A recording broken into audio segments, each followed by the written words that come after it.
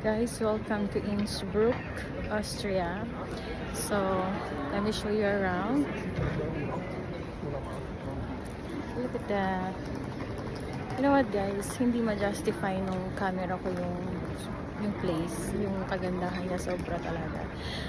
So kagabi, dumating ako dito ng 10 o'clock ng gabi, past 10. And then, halos wala ng tao. In fairness sa mga Austrian, hindi sila magala masyado sa gabi. So, I had a whole city last night. So, it's amazing with all the Christmas lights.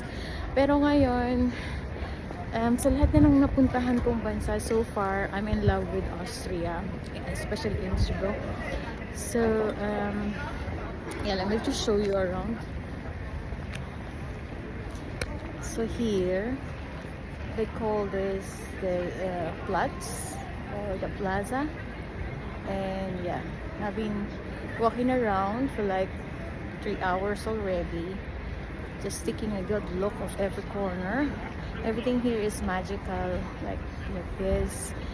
And imagine in this kind of city na parang conserve, meron silang trams, so you can go around. And then dogs are everywhere. They are friendly.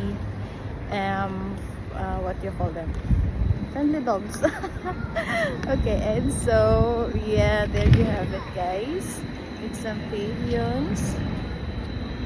Yeah, so I wish I can stay longer here, but unfortunately I have to go to Switzerland this afternoon. I need to catch my train at 3 p.m. Hindi talaga siya ma-justify ng camera. Pero pag sa personal talaga, guys, sobrang ganda. So actually, I had a friend, a Filirette na friend kanina while having my coffee.